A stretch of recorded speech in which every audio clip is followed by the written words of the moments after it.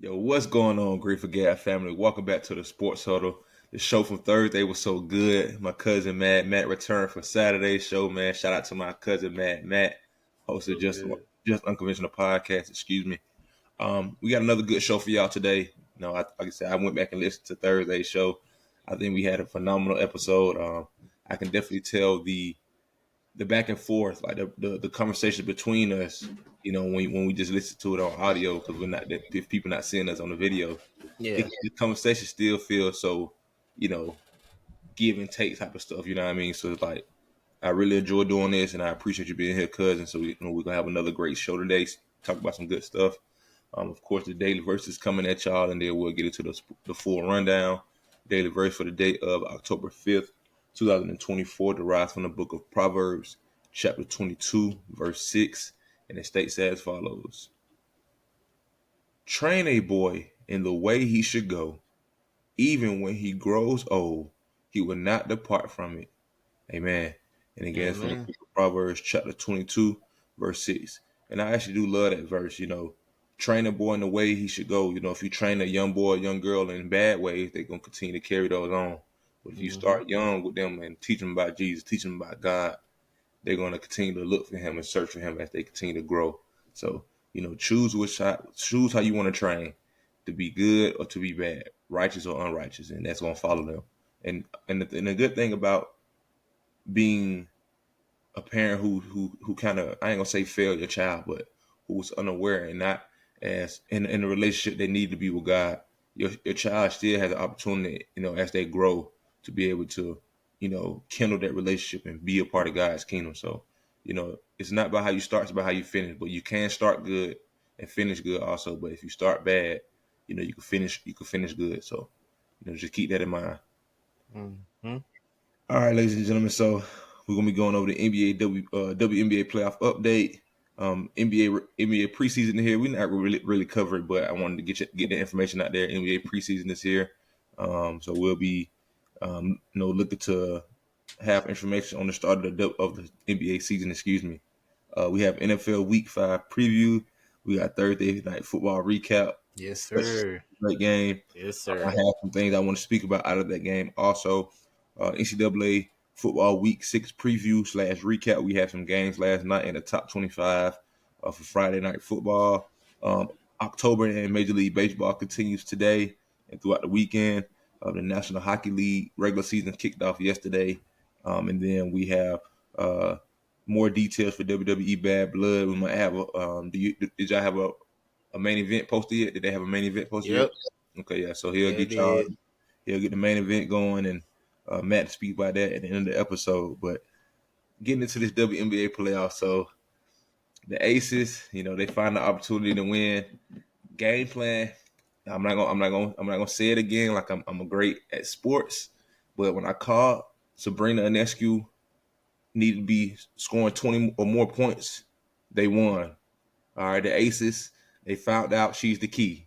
They locked her down last night. I don't know how many points she had. I get over it, but I guarantee she ain't had 20. And guess what the Aces did? They won. And even in the games where they lost, they were still in it. But Ionescu, she would have them big fourth quarters, big game. You know what I mean? Be able to help the team out. So last night, the Las Vegas Aces, they kept their preseason, not their preseason, their postseason alive by defeating the Liberty last night, 95-81. We actually had a surprise, not surprise teammate, but a surprise scorer for the Aces. Jackie Young, she had a good night last night, but Sabrina Ionescu had 4 points. 4 points. They locked her down on 4 points on 1 of 7 shooting in 30 minutes. So they Hmm. definitely emphasized her not being the one that helped them score. Because again, the last couple games where let's go back to it. The last couple games they had in this series, again, Sabrina had 20 plus points, and the Aces won. They didn't win by a lot. I mean, not the Aces won, the Liberty won, but the Aces, when they shut her down, they won by 14 points. You know what I mean? That's a bigger difference than winning by 2-3 points and having all 5 of your starters play well, but then you lose by 14 points and have one of your best players only, at 4 points. So I think the game plan going forward is definitely, try to hold Sabrina. I don't know if they're going to hold her again to 4 points, but they're definitely going to be emphasizing her in the game plan to slow her down so they have an opportunity to win. And if they continue to do that, I think the Aces might, end up pulling the first upset of being a Yeah. semifinal team that, wins a series after being down 0-2. So I don't know. It's a lot of basketball left to be played, so we shall see. But I'm excited. I'm excited about the series continuing, and those games will continue on Monday. Let me go to excuse me. Going on Sunday. I mean Sunday. Yeah, I'm sorry. Yes, sir, cousin. Yeah, I forgot today is Saturday, and they play Friday. Yeah, It so be the games feeling will. like, remember on Thursday I told you it felt like a Friday? Yeah, Yeah, it be happening, dog. it's all good. But yeah, so Sunday the games will continue. So the Aces will host the Liberty first on Sunday afternoon at 3 p.m. on ABC. Then from the Minnesota Lynx and Connecticut Sun series, we had Nephesia Collier lead her team in scoring last night. She had 26 points, 11 of 19 from the field. The Minnesota Lynx, they defeated the Connecticut Sun 90-81 to take 2-1 lead in that series. So, Minnesota is, on the road and they're looking to close out the series. And I think they have an opportunity. And I did say this early in the year that Minnesota might, be in the finals, and they're one game away from doing that. So, again, they have a great team, defensive minded. They play together. A lot of big stars over there, and Nephesia, she's leading those ladies. So the next game 4, will be this Sunday, also October 6th at 5 p.m. on ESPN. The Connecticut Sun will be hosting the Minnesota Lynx, looking to close out the series against the Sun, and the Sun are looking to survive and force a game 5. So, I wouldn't be surprised, man. Like I said, I think I expect that both of these series to go to game 5. Kind of still wish they do go to game 5. It's nothing like a closeout game in any league. It definitely gives that, the feeling of that NCAA tournament, in NFL playoff game, in college football playoff game, something that's, you only have one shot and one opportunity. And I think, that's why a lot of people really don't. I ain't gonna say basketball not competitive because it is competitive, but they have more opportunities to be able to win or lose in the playoffs. In college football or NFL regular one and done playoff situations, it's more intense because that one game matters. You got to get everything you got in that one game. So Yeah. hopefully these games do go to game 5 and we get that same type of energy and impact of that one game. So be on the lookout for that. So again, October 6th, tomorrow, we have the Aces Liberty at 3 p.m. on ABC in game 4, and we have the Sun Lynx at 5 p.m. on ESPN at game 4. So it's going to be live. Make sure y'all tune in. And I'm pulling for the Aces. So, Aces Lynx finals. I want to see it. Oh, absolutely, man. I want to You see know it. me, dog. I hopped on that Las Vegas. I hopped on the Aces bandwagon. I ain't never looked back, dog. I love Adrian Wilson. Yeah, nah, she a bucket. She really is tough. And Chelsea Gray is Come going on, to be a Kelsey big. Plum. No. Chelsea Gray. Uh, That's she was hurt last year on a championship run, but she's playing ball like she playing lights out. I don't know if she the point guard for the team, but the way she was making passes last night, boy, she might have yeah. well been the point guard because shot a bucket. Um, but yeah, I'm excited. Those girls be out there competing.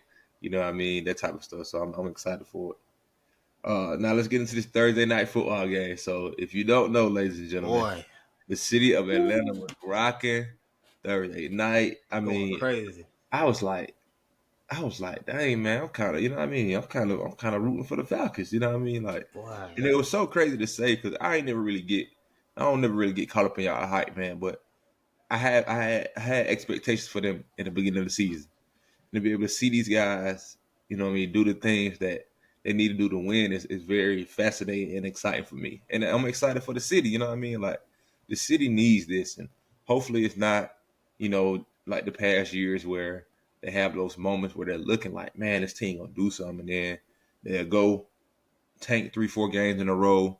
I don't think it's that type of team. I think Morris is leading these guys. I think the culture is that dirty bird culture. I'm telling you, is just seeping back in those in that the aura of the city again. And I'm excited for those guys, man. But if you didn't check out this game this past Thursday night, man, you missed one because That I was a show. I caught the second half, but I was following the first half. We had a game Thursday.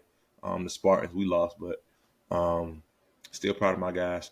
So I caught the second half of the game, and I mean, I'm going to tell people every time, and I've been waiting to say this on record. The most exciting play and the best play I've seen all year was executed by the Atlanta Falcons Thursday night.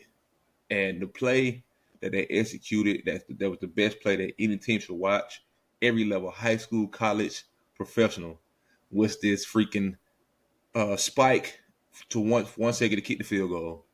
I mean, the guys had 11 seconds on the play. They threw a slant. So by time Drake London got on the ground, they probably had 7 seconds to get from where they were to get set to the ball.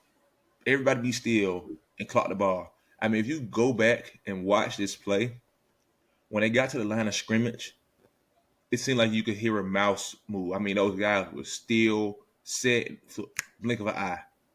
It's like they had a nanosecond to freeze, and I just looked at everybody on that field on the Falcons, from the lineman to the receiver, everybody where they need to be. I mean, no questions asked. Like the execution was so perfect, and people need to see that play, because the way those guys executed, man, to be able to have the IQ, have the discipline, have the motivation to get up there, get what you need to do, get set, clock with 1 second left for the tie game. I mean, it just goes unquestioned about how these guys are playing for one another. I mean, the best play I've seen all year, hands down. And it was, it's not an easy play. I mean, it's not a hard play. It's simple, but the execution has to be perfect. And those guys did it to a T. So I was really, proud to be able to see that play happen. Again, phenomenal game. Kirk Cousins had a career high, 509. I mean, 509, buddy. I mean, Boy.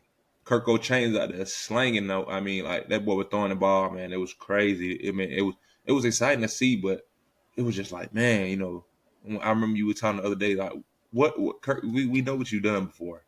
What are you going to do now? Came out through 509 on Matt. Matt talked about Kyle Pitts the other day. Kyle Pitts had 88 yards, the most yards he had in the game since his rookie year. Like, Yep. I mean, Matt was just he was on the head. They must heard you, man. Shout out to Bro, the I Falcons. was wondering if they heard you, boy. If y'all listen to the podcast, man, we appreciate y'all, man. You know what I'm saying? Y'all boy keep tuning in. But hey, man, them boys, everything you was hitting on, them boys that was ringing on all cylinders last night. So Bro, check this out right here. I know you say you didn't see the first half. I watched that first game because I was like, I'm gonna stay. That was one of the reasons I said I'm gonna get on this podcast, because I was like, I'm gonna watch this game, see everything that's going on. But check this out. First half stats. Kirk Cousins, 253, 2 touchdowns in the first half. Then you had 3 players over 50 yards receiving in the first half. London, Mooney, and Pitts. Like, they was moving this ball around ridiculous. I know people want to sit there and be like, oh, to run the game. Man, bump that. Look at this, dog. We said we paid $180 million to this quarterback, and we finally got a $180 million game. Now, I know we're not going to get that all the time, but the fact that he did this on the Ring of Honor night of Matt Ryan, and he went out there and had a showcase like that, that just adds more to it. Like, Kirk Frost is here. I hope this is permanent. Because, like, if the defense started locking down and this offense play how it plays, like, you could tell Kirk was getting confident as the time was going on. He putting the ball out before these wide receivers could turn their back. Yeah, like, I seen that play. So I caught this. I saw the second quarter. I caught the back end of the second quarter. It was like maybe 4 minutes left. And yeah, it was that route, that post route he threw to that guy. I think it was like a fourth. Was it on 4th down? It was a big down. Boy, he was throwing them on 3rd and 4th down. He was bombing them things. It was a big down, because I do remember that route. He had a post behind the linebacker, and before he cleared him, he threw it, and he caught it right in stride. I'm like, yeah, dude, these guys on the money. And like I said, y'all left so much on the field still. Y'all left so much on the field, like, and that'd be the scary thing. Like, these dudes, man. That's why we talked about the Bulldogs last week.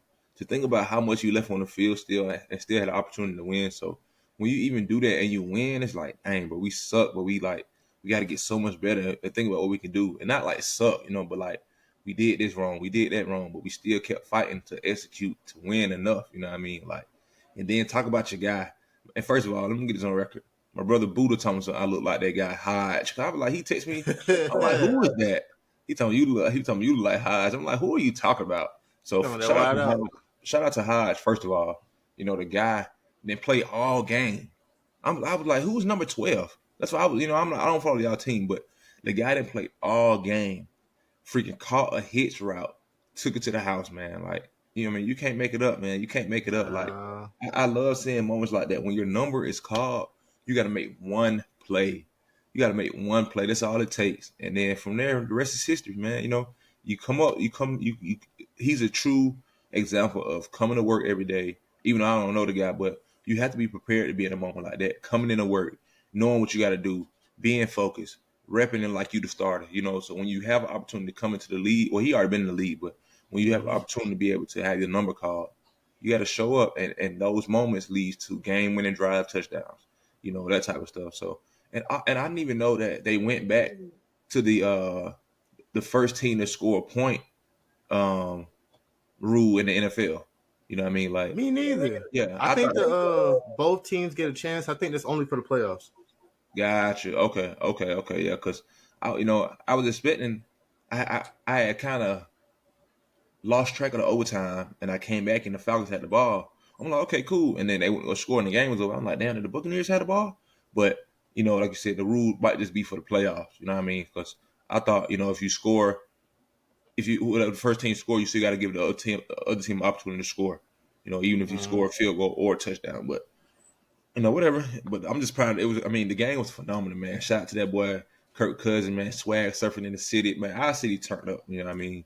I really do Boy, have to go to a Falcons game one day just to be, a part of the vibes of the city. You know what I mean? Like, because when the Falcons winning, or like when the United are winning, or even when the Hawks, the Braves, the city turns into what people don't think. They don't think we support a lot of these sports teams, but like we support them when they losing. But when they start winning, we coming out, we popping out, bro. facts. We popped out for Thursday night. I hope the league sees this, because like I personally feel like the Falcons winning and that whole environment of Mercedes Benz, especially since we get in the Super Bowl back in 2028, I feel like we need more primetime games. That whole environment showed that we need more primetime games. The Falcons is good for the league, man. Yes. Now the fan base, like, man, our city has a lot of heart and a lot of pride, spirit, those type of things. It was just the teams never reflected it. That's why I was never a Falcons fan. You know what I'm saying? They never gave me reason to say, man, let's root for the Falcons. Let's go be a Falcons fan. Like, even in those Vic era days, they had good teams, but it wasn't like, I don't know, maybe it was just me. I'm sorry, y'all. I didn't draw to it. But I mean, these guys are playing, like, you know what I mean? The way these guys are playing for one another, the way the city is showing up for these guys, like, it's great to see. I'm proud of them, man. So I wish the best for the Falcons. I want y'all to keep going great. 2-0 in the division. I had y'all winning. So everything is in front of y'all right now. Everything is in Oh front of y'all. boy, we back in the same position. We kind of in a similar position that we were in last year. The whole we control our own destiny thing, but we do. We got tiebreakers. Right, like we kind of developing the tiebreakers. We beat the Eagles. The Yeah. Buccaneers beat them. The Yeah. Eagles lost to them, Yeah. but Okay. we beat the Eagles. We beat the Saints. Beat the Bucks. Beat Yeah. the Chiefs. Like we beating these teams that we need to beat. So like we're sitting in first place right now. I expect us to beat the Panthers next week, so we can have a comfortable league in the Y'all NFC. lost to the Chiefs. You said beat the Chiefs, but I got you. Oh wait, we lost. Damn, we did lose to the Chiefs. Y'all We were did. supposed to beat them. We had Y'all that won. that pass No, it interference crap. was a good game. True. Well, I need the Saints to lose to the Chiefs. Ugh. We sitting up here right now at the top of this division. I need everything, tiebreakers and all. Yeah. But we beat Carolina. We have a comfortable lead. We have Well, 3-0. 3-0 in the division early in the season. Hey, man. Yeah, we got a comfortable lead. See, we're in a different position now. I can't see Kirk Cousins squandering this like Desmond Ritter did. No, y'all got a different level. Like I was telling one of the coaches last night, Kirk Cousins has always been good, a regular season quarterback. He ain't really been great in the playoffs, but he's always been a good quarterback though. You know what I mean? Consistent, know what you're gonna get. A guy who's comfortable in offenses, who's gonna see offense, who's gonna trust in his players, who's gonna try to put the ball where the ball's supposed to be at because he think his receiver's gonna be there. You know what I'm saying? Like, and he's gonna do that. So y'all definitely have a way better upgrade than Desmond Ritter. You know what I mean? We don't even know if he's playing for anybody right now. No, he's not. He got cut. See, I mean, so, but True. XFL hiring. What was you it? got United Football League? They hiring. so, I mean, yeah, that would be cool to see. You know what I mean, but you got anything on the Colts? Boy, so let me just say this when it comes to the Colts. Like I've been so wrapped up in this whole Falcons thing, mainly because I just wanted it really just started because of my mom. I've been watching everything they was doing over the past couple of years as far as trying to turn this ship around. And I'm just like, yo, this is happening here. The Falcons, this is not the Falcons of old, because everybody was still hung up on the Matt Ryan days and stuff. Like, no, this is a new regime coming. So I was happy to finally see that new regime come through. So I just been following them heavy, mainly because I'm like, everybody's talking, but nobody's actually seeing everything they're trying to do here. I'm seeing everything they're trying to do here. So I felt like I should express it to people. But when it comes to these Colts, I love Anthony Richardson, man, but we got to figure this out. We can't be if he's going to play this style where he's going to run all the time and he seems like he's getting banged up, we got to learn how to slide a little bit. We can't just throw our bodies around, or we have to change the way we train. But I think it's a little bit crazy that, we signed Michael Pittman and he's not really getting the ball. I mean, we try to give Downs the ball. I don't feel like Alec Pierce is a write-off just yet because I've seen what he can do. I just feel like we haven't had a quarterback that can get these receivers the ball on a consistent basis. And this is what we're in right now. Like the last, I remember they was talking about it on ESPN or something. But last game they had, Anthony Richardson went down with an injury, left the game. They put Joe in there. How come when Joe come in there, Michael Pittman looked like that top tier wide receiver that he got signed to be? Once they put Joe Flacco in the game, I already knew this was going to happen because I'm like, okay, we have a quarterback who can get the receivers the ball. And I feel like when you spending this money on these guys, you got to get them the ball. Anthony Richardson, he can get them the ball when it goes north to south. When it comes to east to west, that's when he have his problems. But when he can run downhill, you getting hurt a lot. I need you to throw more, man. I just need you to throw more. The league depends on it. Everybody kind of want to have that. I feel like dual threat quarterbacks kind of want to have that effect of a Jalen Hurts or a Lamar Jackson. I feel like Sirianni, when he saw Anthony Richardson, he saw I can mold my own Jalen Hurts. You mean Shane Steichen? Shane Steichen. There we go. I know he was on. He came from the Trito, yeah. Yeah. I like Shane Steichen. Shout out that boy Shane, man. I like Shane too, but the quarterback situation is just kind of like messing up everything. Like when that defense clicks, they have a top tier safety and DB back there. I'm kind of bad with names right now. I know. Was it DeForest Buckner? He's out with an injury, so that's hurting our interior. Liatu Latu out with an injury. I think he should be on the way back, but that's hurting our interior. So it's like we're incomplete mainly because of injury. And then when we turn to the offense, when everything's going right, it's like, all right, Anthony, what are we going to do today? Are we going to run the ball and get hurt, come back, run the ball again and get hurt again? Or are we going to try to spread this ball out? I need to know who's the QB coach. What is he doing in the offseason? Like, if you don't want to just be 100% passer, I'm fine with that. I'm okay with the dual mobility, but I need you to be able to get that ball out. If we need to change this receiving core around and just get nothing but speed so he can just fire off 60, 70-yard passes all day long because he's accurate throwing deep, then let's do that. But having Michael Pittman, which I actually love him. He's a very good wide receiver, very dependable. He'll go and get the ball, consistent. Like I don't really recall a game where I've seen him without a reception. So he's consistent. He's going to make it happen for you. There's been times where I'm watching these, Colts and Texas games where that's a rivalry right there, man. That first half will be just a snooze fest because his defense is out here just stopping everything. The offense can't get nothing done. And then they'll flip. I don't see Michael Pittman turn around, have 15 yards, and then flip. Next thing you know, he finished the game 135 in a TD or two. I'll get you some in a minute, baby. Okay. Yeah, like I need that. I need that right there. I need to see some changes here because in a minute we're gonna be talking about who's gonna be our next quarterback when it comes to the Colts. I need to get AD Mitchell the ball, man. Stop playing. You know what I'm saying? Boy, Mitchell, was it Downs? Everybody need to get the ball, man. I know he was drafted out of Texas, but he always gonna be a bulldog to me, man. Shout out to that boy AD. Bro. Shout out to that boy AD, man.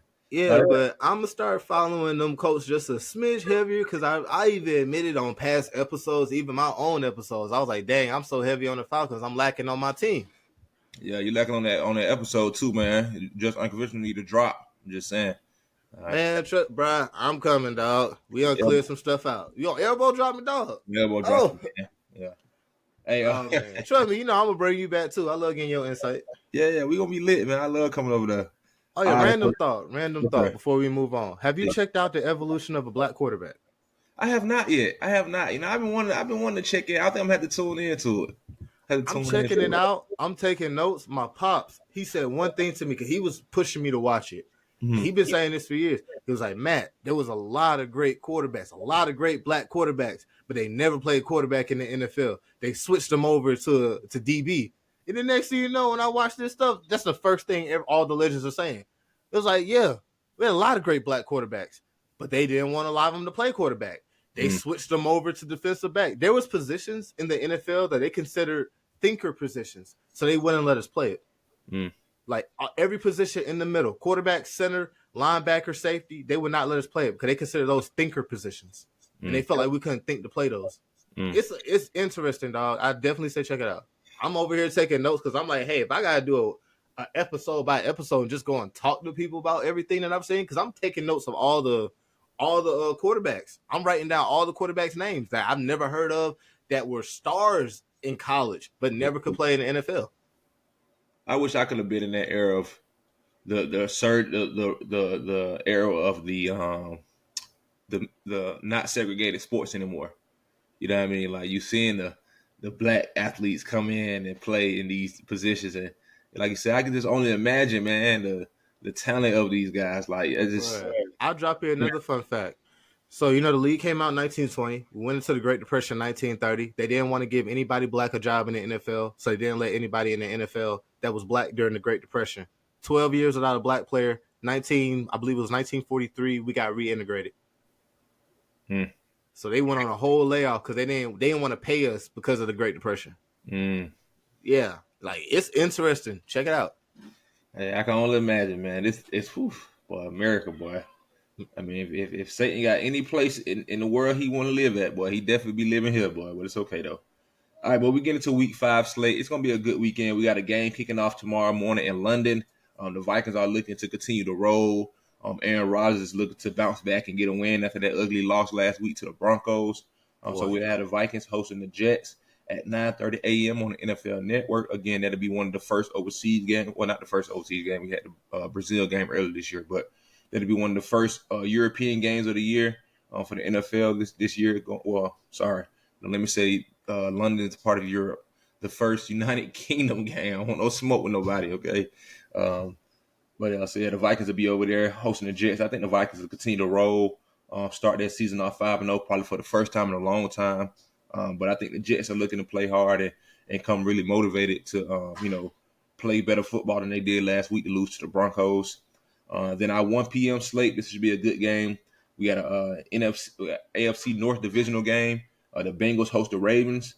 So the Ravens need to win, continue to win, and the Bengals need to win. So I don't think the Bengals have a divisional win yet. So this is their first opportunity to get a divisional win, and the Ravens are looking to continue to roll. We got the Jaguars hosting the Colts. Like I said, I don't know what's going on down there in Jacksonville, but this definitely need to be a winnable game for them. I think especially for Doug Peterson. I haven't heard any news, but I think if they go 0-5, I think you're definitely going. I think you should start making a lot of decisions, man. Like, who are we going to continue to play Trevor Lawrence? It's Doug Peterson going to continue to be the coach. Like, it's not just one guy. Like, and coaches only goes so far. And again, I think coaches have more responsibility on these levels of collegiate and professional because you feel like they're paying you millions of dollars to tell these other grown men how to play football or how to execute what you need your vision so y'all can win football. If those two things not adding up, I think it's time to subtract some things. So yeah, they play the Colts tomorrow at 1 p.m. on CBS. We got the Patriots hosting the Dolphins. Boo. On 1 p.m. on Fox. We got the Commanders versus the Browns. This should be a good game. I definitely think Jaden Daniels is continuing to roll and going there. He's going to have a big test against a pretty elite Browns defense. If you say so for myself, I think they got pretty good DBs. What Myles Garrett going to do. So, but Jaden Daniels is getting the ball out of his hands the fastest in the league. So, I don't have a problem there. I think he's still going to continue to do the same thing. Even though he's going to be having pressure, especially from that left tackle side where Myles Garrett is going to be.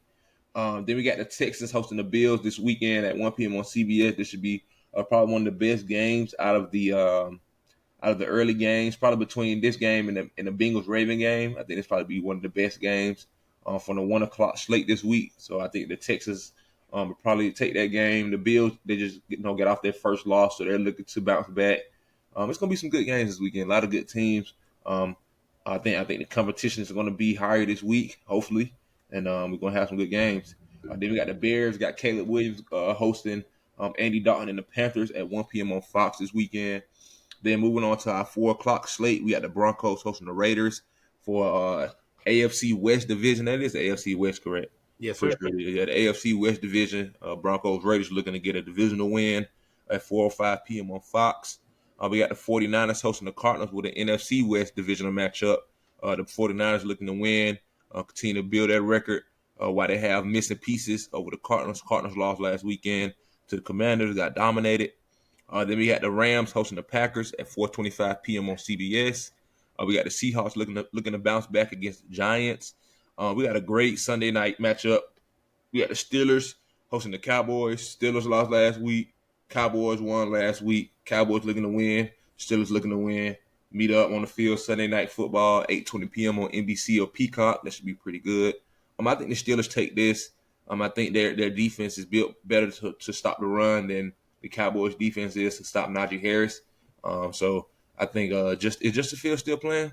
Starting? Yeah, but might as well get that to him. Last game he threw 300 yards, dog. Just keep Justin on the field, man. Man. I'm excited to see the Justin Dak Prescott matchup on main stage Sunday Night Football in Pittsburgh. So make sure y'all tune into that game. And then for Monday Night Football, we got the Chiefs hosting the Saints. This is gonna be a good game right here. That's gonna be a good game. I need the Chiefs to win this. Yeah, we're gonna. Yeah, well, yeah, you do. I mean, I think they're in line to win for sure. Favorite right now, probably. I believe the Chiefs are favored by 5.5 points at the moment. So the Chiefs and the Saints will end Week 5 of the NFL on Monday night at 8:15 on ESPN. Again, the Chiefs will host the Saints. So that is our full slate for Week 5. The Eagles have a bye week, much needed, and we'll be back next Sunday. So I'm excited for that. Moving on to the nitty gritty, man. We back. College football here. Bulldogs got another opportunity to take the field, show the world. Can I say something about the Bulldogs before you stay? So actually, two things. I actually brought a stat for you. I'm gonna start pulling up some college football stats. We're getting deep into the season, so I can read off a little bit. Yes, we are. Two things. Stat first, and then I'll say my little small piece on the Georgia Bulldogs. Most team sacks in college football right now. Boise State at 20, Ole Miss 18, Oklahoma 18, Miami 18. Indiana 17, Duke 17, Rice 17, Florida State, sorry, but they in the top 10, 16, okay. Nebraska 16, Virginia Tech 16, EMU 16, LSU sitting there 15, Michigan State 15, North Carolina and Texas State 15. I'm kind of surprised Georgia's not in this. Yeah. As far as like top sack getters in the college football, I'm just kind of surprised. Boise State at number 1 shocked me, but they're a pretty good team this year. Boise State is a good team. Yeah, but only thing I gotta say about this is about Georgia Bulldogs is this: I feel bad for the rest of the SEC. That includes my LSU Tigers. I'm proud that they on their little 4-game winning streak, but we back in the same boat where if we don't beat Bama, none of this matters for me. But I feel bad for the rest of the SEC. Georgia took the loss that they needed. They needed this ass whooping. They needed that in that fashion, and I'm happy that it happened during the regular season. Because it leaves so much time to get better, and the only thing they're going to do is get better. We already saw it from the second half. That second half performance, I expect that to be carried on for the rest of the year. Oh, yeah. Like, straight up. I feel really bad for the rest of the college football and for the rest of the SEC right now because Georgia took the loss that they needed to take.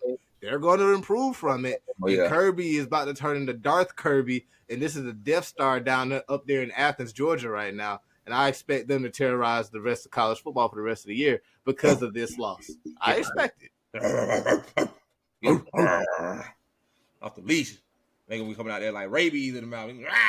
I'll say, bro, they play how they played the second half. The rest of this year, I feel bad for everybody. Oh, yeah, for sure. Nah. Kirby is pissed. He's been trying to tell them for the longest, like, hey, if y'all don't go out here and execute, this is what's going to happen. That's right.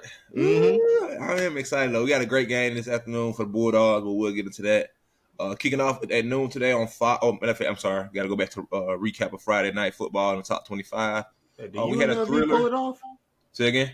Did UNLV pull it off? We had a thriller down in UNLV, but we'll get into that. So number 6 Oregon defeated Michigan State 31-10. We had an overtime thriller out of UNLV. We had number 25 UNLV fall to unranked Syracuse. Fran Brown, shout out to Fran Brown. You know, he from Kirby Smart coach tree, so shout out to Fran Brown and the Syracuse Orange. They end up fighting to the end and end up defeating number 25 UNLV 44-41 in overtime. So great game. Again, so much discipline, so much. I enjoy hearing Fran Brown just because in his early pressers, he mentioned he comes from a team that demand physicality, hard work, those type of. He come from that program. Seeing Kirby Smart run this program, and I know Fran Brown took so many good pointers from him to add to his program. I'm so excited for the Syracuse Orange team. His first year, they had good notable wins, but his recruiting process going forward for the Syracuse Orange is going to be phenomenal. He's going to get a lot of great talent up there, and Syracuse is going to be a team we're going to be hearing on the football field for a long time coming. So shout out to Fran Brown and the Orange, and what a win. So good job, guys. So today's slate in week 6 of the NCAA Top 25, we got number 7 Penn State hosting UCLA today at 12 p.m. on Fox. We got a top 25 ranked matchup in the SEC. We got number 25 Texas A&M hosting number 9 Missouri today at 12 p.m. on ABC. That should be a pretty good game. Mm-hmm. We got number 22 Louisville hosting SMU at 12 p.m. today on ESPN. We got number 3 Ohio State hosting Iowa today on CBS at 3:30 p.m. That should be a pretty good game too. Hopefully Iowa has a pretty good defense, and but I think Ohio State still probably win. But Iowa, should show up to try to play hard. Then we got number 12 Ole Miss going up against South Carolina, another SEC matchup. This should be a pretty good game. Also, I'm looking to South Carolina with the upset over Ole Miss for the second week. But yeah, 3:30 p.m. on ESPN. That games can be seen. Number 23 Indiana is going up against Northwestern. Number 1 Alabama is going up against Vanderbilt today at 4:15 p.m. on the SEC Network. We got number 15 Clemson going up against Florida State. This is a big game for Florida State, man. If Florida State want to show any type of we got a good team, this is your opportunity right now to show up to show up and play against a good team in Clemson right now who's rolling, who's playing really good football, and who's looking to turn that season around the right way. So haven't lost a game since they got smacked by Georgia. Yeah, so Florida State is definitely looking to be able to bounce back, and it'll be a great way to bounce back. So that game can be seen tonight at 7 p.m. on ESPN. Later on this afternoon at 3:30 p.m. we have the number 5 team in the land, the Georgia Bulldogs. We're hosting the Auburn Tigers at home today at 3:30 p.m. on ABC. Again, looking to continue our journey in the SEC, get some more wins. We're currently 1-1 right now, but we're looking to get this win tonight or later on today and continue to advance. And everything's still in front of us. Everything's still in front of us. The top 12 teams make the playoffs. Obviously, we want to go in higher. We want to win the SEC so we can get a bye week. But anyway we can get in, man, we're going to get in, and we're going to go and dominate. So, like you said, the loss last week was needed, even though we had an opportunity to win. But it just gives more insight and clarity of what we need to do better, especially defensively. I think that was a big shock for the defense. Like I said, I don't think we game plan bad. I think we made adjustments too late in that first half, and we didn't contain the outside good at all in that first half. But in the second half, we played much better. So I know the defense is definitely going to take pride to that, and I think we're going to get some sacks today. We might not be the sack leaders for the nation yet, but I think the Bulldogs, we on our way, man. I know those guys, they want to get after the quarterback. I know those young guys want to make up for last week and make a lot of plays, tackling much better this week, hopefully, and we're going to make it happen. So I'm looking forward to that. And again, that's the full slate for the top 25 this week. No, it's not. We have Utah State going up against number 21 Boise State later on this evening on FS2 at 7 p.m. We got number 4 Tennessee going up against Arkansas at 7:30 p.m. on ABC. I need to make sure they stay ahead of us, when they come play us later on this year. So when we spank on them, it looks even better for the record.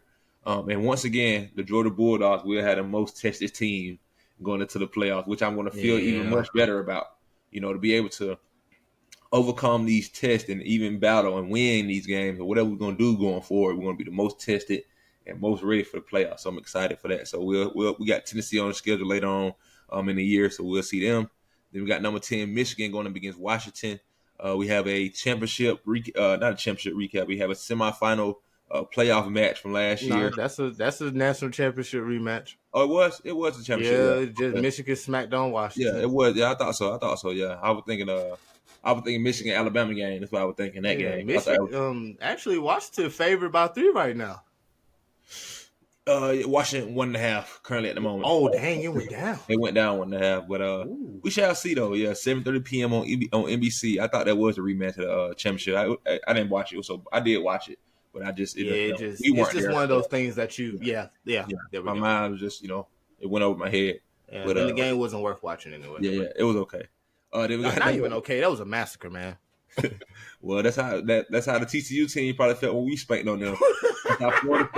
That's how Florida State probably felt when we spanked on them. You know what I mean? All these teams. So hey, Yeah, seeing we it on reverse them, and now they got to figure out their whole organization. They got to figure out their whole school now. I don't know what's going on. Then we got number 11 USC going up against Minnesota.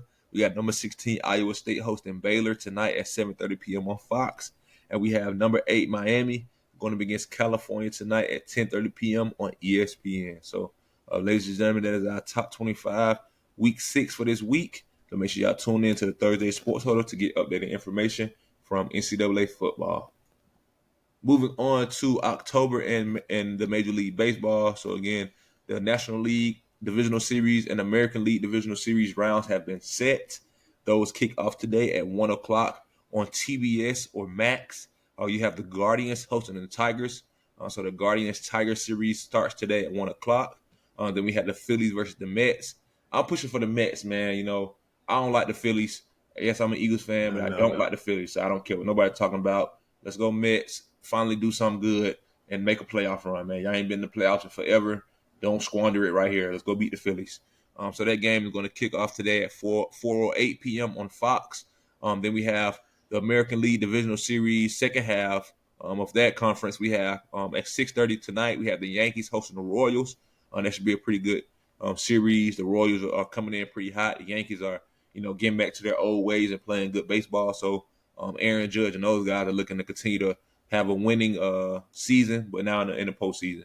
And then later on tonight at 8:30 p.m. on FS1, we have the Dodgers hosting the Padres. The Padres are dealing with a lot of injuries going into this series. I don't know what happened from the wild card series if they got hurt. Excuse me, or they were hurt before. But the Dodgers are looking to be healthy. Besides Freddie Freeman, he's a little hurt, but he'll still be good enough to go on to play first base and go hit the baseball. So Shohei Ohtani, this is his first postseason. So he's looking to do something great with the Dodgers. He had a pretty good first season with them. So he's looking to continue that and play good baseball. Leading into October. So all these game ones kick off today. Again, we have the Guardians Tigers at 1 p.m. on TBS. The Phillies Mets game first game is at 4 o'clock today on Fox. The Yankees Royal game is at 6:30, and the Dodgers Padres game is at 8:30 on FS1. So make sure y'all tune into the Thursday Sports Huddle to get updated information as the playoff continue to advance. A question for you. Have you heard of, and pause when I'm about to say this, have you heard of the, there we go, no Diddy. Have you heard of this baseball, I can say it's semi, but also a semi-phenomenon called the Savannah Bananas? Yeah, for sure. I heard of them before. Bruh, like they blowing up down here, dog. They've been here for a while though, but they're just definitely taking off in a different direction for sure. Oh yeah, they on True TV. Bleacher Report be showing their games live. Yeah, like they getting a lot of exposure. Like I just curious if you knew about them because they be popping up on my feeds all the time. Yeah, the Savannah Bananas. Yeah, no, they're a pretty good semi-pro team. Well, not they're a professional team, but they're like. I kind of call them like baseball's Harlem Globetrotters in a way. In a way, kind of, sort of, in a way. But yeah, I always have good games because up in Durham, we got the Durham Bulls, and they all in that same league, like that professional private baseball. That's what it kind of is, you know what I mean? Because the Durham Bulls stadium, it's tough, you know what I mean? They got a good little stadium up there, a good field up there. That's my stadium, but yeah. So yeah, I've heard the Savannah Bananas, pretty good team. Okay, I was curious. And ladies and gentlemen, for the ones who enjoy it, the National Hockey League is back. National Hockey League is back, ladies and gentlemen. The season officially kicked off yesterday, October 4th. We had the Devils defeat the Sabres 4-1. We had the Penguins defeat the Blue Jackets 7-3. We had the Hurricanes defeat the Lightning 2-1. The Islanders over the Rangers 5-2. The Senators defeated the Red Wings 4-3. The Wild over the Black Hawks 6-1. The Jets defeated the Flames 3-2. The Ducks over the Sharks 3-2. The Canucks defeated the Oilers 4-1. I forgot who won last year. Let me see who won last year. Was it? It wasn't the Rangers. Who won last year? Let me go back to these teams and look. It wasn't no Oilers. Who the Oilers played? Was it the Panthers? The Panthers. Yeah, they played the Panthers. Florida Panthers last year for a game 7. I remember now. Yeah, because I remember you talking about if the series shifts back to Canada and the Oilers win, it was gonna be like it was horrible. 'Cause remember the Panthers was up, I think 3 games. They was Yeah, up I remember big. that. And then they came and they forced game 7. The Oilers forced game 7 and the Panthers won. So yeah, they won their first championship. So y'all remember that. So yeah, shout out to the Panthers and good luck going forward on the rest of the season. So for today's games kicking off at 10 a.m. on the National Hockey League Network, you got the Devils hosting the Sabres. Later on this evening at 5 o'clock, you got the Capitals hosting the Bruins, the Predators hosting the Hurricanes, the Hockey Club hosting the Avalanche. So Utah has a new team, the Utah Hockey Club. Then the Maple Leafs host the Red Wings, the Kings host the Panthers, the Senators host the Canadiens, the Blackhawks host the Blues, and the Golden Knights host the Sharks. So games will continue on Monday, so make sure y'all tune into the Thursday Sports Huddle to get updated information. And Matt is going to give us the full rundown and full schedule of the WWE Bad Blood in Atlanta that kicks off later on today. All right, cool. Air quality seems to be, well, I'll say this first. If you're in Atlanta, be careful outside. Them fumes and everything is going to be moving towards Atlanta for the rest of the weekend, but it doesn't seem to be stopping anything from Bad Blood. So we all in motion. We're full go. I've heard rumors that The Rock is in Georgia right now. So I expect to see him tonight. You know, Metro Boomin going to be in the building. I don't know if Future gonna be there, but you know they got their music is the theme song for Bad Blood. But just to give you a card rundown and tell you the main event again, card rundown. You do have. Let me pull it up because I don't want to give a wrong match. 1 second, because yes, this should be here. Were you disappointed in the main event? I'm gonna just ask you that before because you already know what it is. So I don't know what it is yet, but were you? I'll go ahead and tell you that. But was I disappointed in how they did it? Absolutely. Mm-hmm. I understand why, but I feel like understanding why something is happening gives you a better reason to not like it. That makes sense. Yeah, that's just how I feel sometimes about certain things, especially like in sports and in this world of professional wrestling.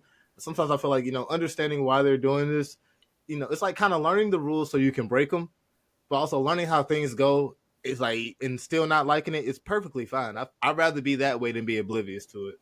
But I was upset as far as how they're going about it, but I understand. That's why when I found out The Rock was in town, I was like, oh, yeah, they're definitely going to do that tag team match as the main event. So, yeah, we got Roman Reigns and Cody Rhodes versus the Bloodline, Solo Sikoa and Jacob Fatu as your main event because they want to build towards Crown Jewel, which is coming up, I believe, either at the end of October or in mid-November because we got War Games at the end of November for Survivor Series. But they're building for these things, and like I told you, the Bloodline versus, the Bloodline versus Bloodline 2.0. Let's call it that way, because you're gonna have Roman Reigns Bloodline versus Solo Sikoa Bloodline. That should be building towards Survivor Series. So I guess they want to do that. The Hell in a Cell match, CM Punk versus Drew McIntyre, is opening the show. So if you got any free time, 6 p.m. special start time tonight. 6 p.m. on Peacock. CM Punk versus Drew McIntyre Hell in a Cell match is opening the show. I feel like it should be closing the show because this is Bad Blood, and a Hell in a Cell match was created at the pay-per-view Bad Blood, Undertaker versus Shawn Michaels, with Kane making his debut, and they started the brother versus brother thing. So it's just like I feel like that should have been that. But yeah, Solo Sikoa and Jacob Fatu versus Roman Reigns and Cody Rhodes is your main event. CM Punk versus Drew McIntyre in the Hell in a Cell match is your first match. It's funny on this website they actually have this match listed as number 1. You got Nia Jax versus Bayley for the WWE Women's Championship. Damian Priest gets his revenge against Finn Balor. And also you have Liv Morgan versus Rhea Ripley with Dominic Mysterio. Suspense high in the air in a shark cage, which I'm pretty sure he's going to get out and interfere in this match. But I really want this rivalry between Liv Morgan and Rhea Ripley to be over. But there you have it right there. Solo Sikoa, Roman Reigns. Solo Sikoa, Jacob Fatu versus Cody Rhodes and Roman Reigns is your main event because they want to build towards Crown Jewel in War Games, and they're going to put on the Hell in a Cell match that is, famous for this pay-per-view. We're putting it on as the first match at 6 p.m. So if you got time, I definitely recommend watching that on Peacock. Yeah, no, I was just even thinking to set the tone of that caliber match, the whole show has to literally ramp up each match after that. You know what I'm saying? Like, there you go. I think that me just speaking outside looking in, it has to be that, because why would you kick off your most intense match, and then if every match after that is subpar, your ratings are going to be bad. People are going to be on your tail, and they're not going to be pleased. So, but that's above my expertise in wrestling and pay grade, obviously. But you hit it right on the nail, because I always felt like momentum. One of the problems I had with AEW's pay-per-views was that they run like 4 or 5 hour pay-per-views, and I'm sitting here, I'm like, you guys are overstimulating your fans. Mm-hmm. Putting on these extravagant matches, like every single match is trying to follow the other. But then when they get towards the main event, they're burnt out. This 5-match system that WWE does, it's cool. I just want to add 2 more matches because they have a big old roster. But this match is going to set the tone, and fans are going to be hyped out. They're going to be out, like, the energy's going to be crazy, because that's another reason I'm telling you, check that out. The energy in that State Farm Arena for this pay-per-view is about to be bananas, man. I'm pretty sure T-Pain and all of them going to be in there, because when I used to go to wrestling events like a couple years ago, man, you'll see people. Like, you sit in the right areas, you see people walking, they going to their seats, T-Pain, everybody. But, no, like, this match is going to give a whole bunch of energy. Like, fans are going to be emotionally invested in this match. And then they have to wait the entire night to be emotionally invested in about 2 more matches. This is going to be hard to follow this. Like, I feel bad for Bayley and Nia Jax because they have to follow this match. Like, you're going to have to come out here and follow this match. And the fans may either be into it, or they may be like, all right, we're waiting on the next one. Or we're waiting to see Dominic Mysterio get his behind whoop. Or we're just waiting for this main event. But they should have switched that. It's going to be good, though. Like I said, y'all be on the lookout for my cousin, because when he an executive at wrestling, don't worry about it. He's gonna have a great show every time. I'm just letting you know off the rip. Don't worry about it. He's gonna have everything in place, man. So y'all don't need to worry about it. But when that time comes, we're gonna definitely let y'all know, man. Y'all gonna hear it either on the Grateful Gap podcast or just unconventional. So when that time comes, man, y'all just be on the lookout. If something like that ever happens, man, I'm gonna tell you once again, it's probably gonna be like smaller scale stuff, like indie shows. I like to help companies build. I really have no aspirations to work for like WWE or AEW. That's fine. If that's your thing, then that's your thing, fans. I know that AEW got that career list for their website out there, and I always say when I see someone trying super, super hard to be a super fan, I always go in the comments and say, here is the link to AEW careers. I'm sure Tony Khan will love you. But yeah, I have no aspirations for all that type of stuff. I want to meet people. I want to talk to people continue to learn this business of professional wrestling. But like, shoot, I'll be more inclined to like PCW down the street, Platinum Championship Wrestling. I haven't gave y'all a shout out in a while. Y'all haven't seen my face in a while. But trust me, we still following you. We still paying attention. Me and the girl, we going to be back eventually. Trust me, we coming back. We know everything that's happening over there. We're up the street, like literally 5 minutes away. We understand everything that's happening even though we ain't there. But yeah, if anything happened towards that will probably be the one.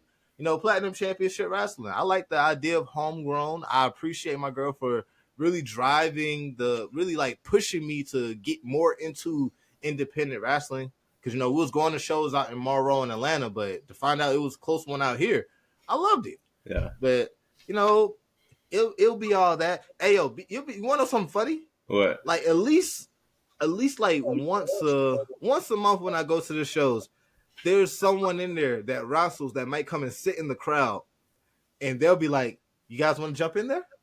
It's a lot of fun. Don't let me see you on Instagram on a freaking reel you in there running around on the ropes. Let me explain something to you. Because of the whole vertigo situation, that's why I just said I kind of wrote off a lot of stuff because I already know. I hit my head one time, I see dizzy spells, it's over for me. And I've already had 2 surgeries, so the only thing left for me is physical therapy if it comes down to that. But I got a homeboy out in California, Bad News Bagoo, my boy Rich Bagoo. He out there living his dream. I always give him a shout out. Yeah. That's one person that, if I could have been at his first wrestling match, I would. But, and I'm saying this on record because one day he might hear it, and maybe he'll hear it at the right time. But I'm gonna go to California. That guy's got to give me my first chop. Like he got to give me my first chop.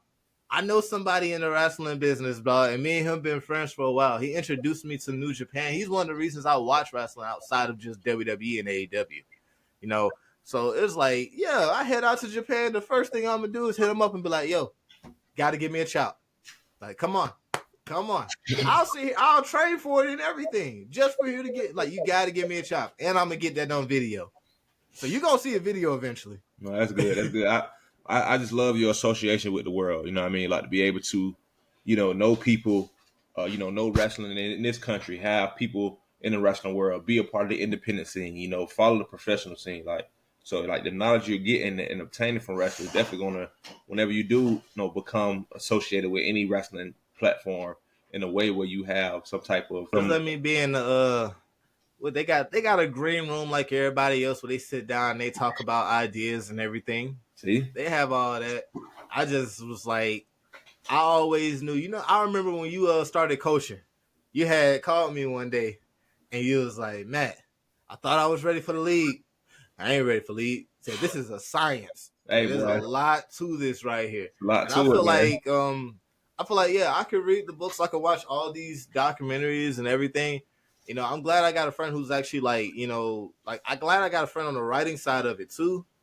But I know if I stepped into a war room to actually see how they generate these ideas for stories and their whole thought process behind it, I'm pretty sure I'll give you that call and be like, I thought I was ready. Yeah. But, I embrace that day if it comes because, wrestling is one of the biggest toys with your emotion that is on TV. Like, they toy with their emotion. Also, shout out to NXT. They debuted on CW. They have a new channel. It was a great show. I'm surprised Julia lost. Shout out to Trick Williams. Trick Williams is actually a former Philadelphia Eagle. Okay. I don't know if you know that or not, but yeah, he's a former I'm going to look him up. Yeah, former NFL player, former Philadelphia Eagle. Football players transition to wrestling very well. But shout out to Trick Williams. He became a 2-time NXT champion. Hopefully this leads to, just great things. They did it. They built another homegrown talent from the ground up. He was with Melo for a while. Now he can stand on his own, 2-time champion, new network to carry it, battle tested. And I mean, seriously battle tested. They can say, oh, he's not this, he's not that. Somebody had to carry him. But guess what? He got to dance too. And he goes in there and he dances in the moment. So shout out to them. Shout out to AEW and their new deal, even though I'm still feel like they should have. I thought they was going to get more because of how much they boast and put their chest out.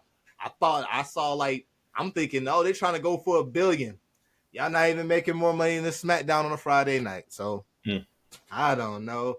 Next time, 2028, 2029, I expect to hear AEW new deal, 250 to 300 plus a year, 300 million plus a year. I expect to hear that in 4 years. If I don't hear this in 4 years, I'm like, all right, the jig is up.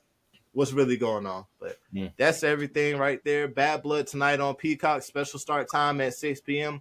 Mainly because we got the UFC pay-per-view coming up at 10 p.m. Alex Pierre versus can't remember first name, but Roundtree. That's his last name. Heavy hitter. I know that for a fact though. Okay. He's a heavy hitter. This should be a very, very good fight. I'm gonna make sure I tune into that because Pierre. This is like the 4th time we've seen him fight this year, and we don't get UFC fighters like that no more. Well, yeah, we're gonna definitely keep you in the loop. We're gonna be in a loop with that through Matthew. I got to get better at that type of stuff too. But yeah, man, I just look it up, dog. Like I knew about the WNBA and I watched it from time to time. I didn't get seriously heavily invested until I started talking to you and I saw your passion for it. So I was like, man, let me get in there and let me watch it because I've always advocated for it. I felt like. I would tell people that sit here and be like, oh, it's just women's basketball. I'm like, bro, if you like basketball and you like the art of this sport, you're going to enjoy women's basketball. I say it's actually a breath of fresh air from the politics of men's basketball. and all the softness and everything in men's basketball. They let these women play, and they demand that they let them play from the coaching staff down. So I'm like, you will enjoy this. And then I started telling people, and next thing you know, college basketball. That's when they started to enjoy it. People will stop me in the store and be like, yo, I started watching this. I'm like, yo, this is really good. I'm like, yes, it's always been really good. You just got to get over the fact they're not dunking. If you like basketball, you understand that there's so much more to it besides dunking. So yeah, I'm you the excited. reason, man. I'm excited, man. But we gonna keep growing. You know, Matt and myself in the sports world, and bring different things. So y'all have much information again. Growing, like Matt brought stats earlier. We might start doing some fantasy stuff. Guys. Who maybe we'll kick it off next week. If you come back next Saturday or Thursday, do we think this person going to have more yards or how many receptions or carries or this person might have some sacks or whatever it might be. We might just get some insight on the game, get some pointers to people who are out in the fantasy world who might want to. If you have this person on your team this week and you need a sub, hey, play this guy, or whatever. You know what I mean? That type of stuff. But we're definitely going to be growing here. That's what we always. We're big believers of having growth and advancing in life. And so we will be able to, be looking forward to bring those things here to y'all. And, y'all just stay tuned and stay with us. And, as we continue to grow and be better, y'all going to enjoy more. And we're going to be excited to bring great things to y'all. So love y'all, man. As always, give God glory for today. Let's make the best of it. Look to follow his son, Jesus Christ, and he will lead you to, our Heavenly Father, Jehovah. So y'all take care, man. Love your cousin. Love everybody out there who's showing love and support to us. Again, make sure y'all go tune in, check out Just Unconventional Podcast, and stay tuned in to the Grateful Gap Podcast. Y'all be blessed. Take care. Until next time. Peace. Peace. Love you too, cuzzo. All right, man.